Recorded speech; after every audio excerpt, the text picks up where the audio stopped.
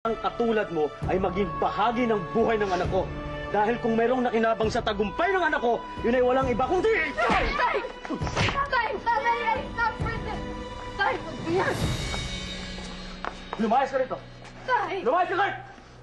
Kurt, lumayas ka dito sa bahay na to! Kung wala kayong kwenta, pababagsakin kita, Amber. Tanda mo yan! Nakilala rin kita, lumayas ka rito. Huwag kang babalik sa bahay na to, ha? Huwag kang babalik dito! Tay! Bakit ba hindi mo sinabi sa akin kagad? Tay! Ayoko na masaktan kayo eh. Ayoko na.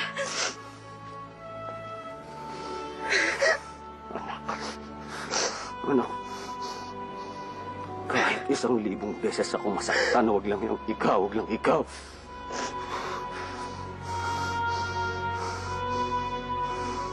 Alam mo, te, yung eksena nyo kanina sa gate, ang MMK. Hasus, paano kaya pag ginawang MMK ang buhay mo? Sino kaya ang gaganap? Ay, syempre, ikaw na yon, di ba? Eh, kay Sir Tomas kaya? Ay, alam ko na! Si Christopher De Leon! Ba yan? Yes! Ay, alam ko na, ang gaganap sa akin, si Beyonce! Ba't naman si Beyonce? Ay, Beyonce. Eh, syempre, may pagka-musical yung gagawin nating drama. Kailangan, pag umiiyak, may halong...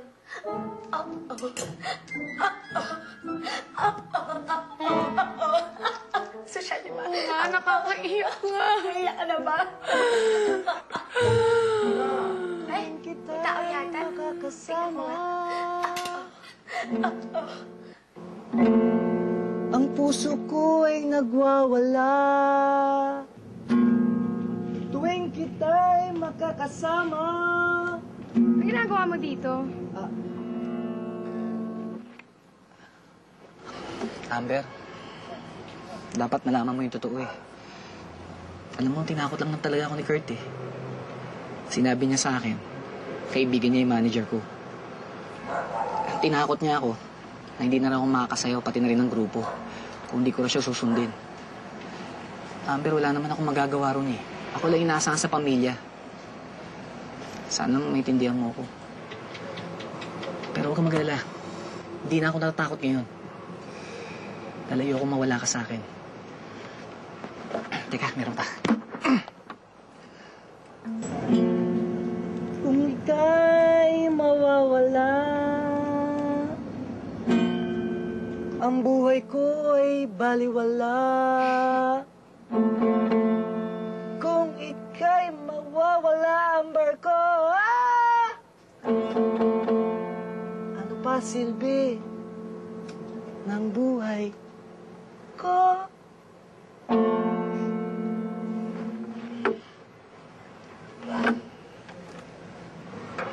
Mahal kita, Amber. Matagal kong nararamdaman to eh. Kaya lang nailang ako sa'yo eh.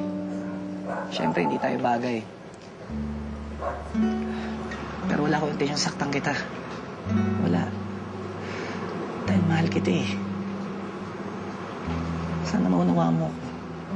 Sir, super kilig ako. Ay, grabe. Feel na feel ko ang vibration of love. Feeling ko, forgive and forget na yan eh. Minas ka na nga dito. Ay. Mali prediction ko? Yeah.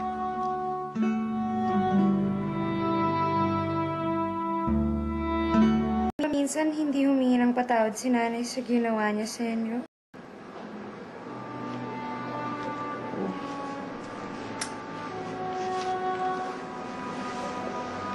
Minsan. Po?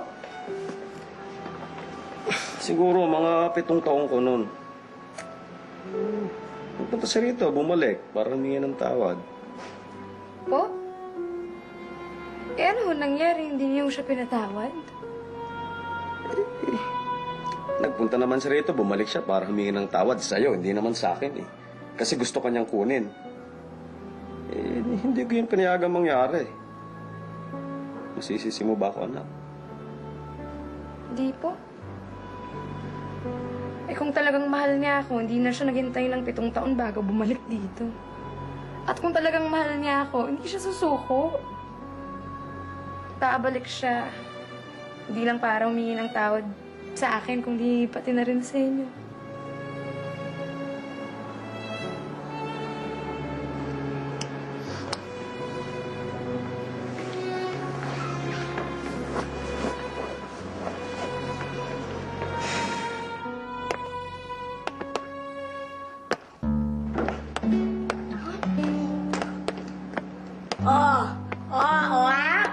Eto ang hindi sumusuko.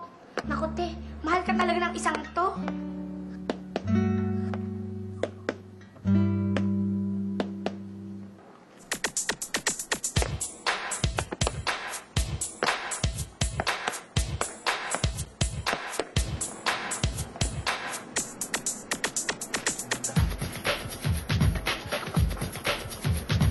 Amber, hindi ako titigil hanggat di mo ako pinapatawad. Sir Tomas, humingi rin po ako ng tawad sa inyo. Wala sa akin ang desisyon na kay Amber. Olga, Oh, pengin juice. Amber, sa sayo tayo nagkakilala. Sa sayo tayo nagkalapit. Baka sakaling sa sayo mo ako mapatawad.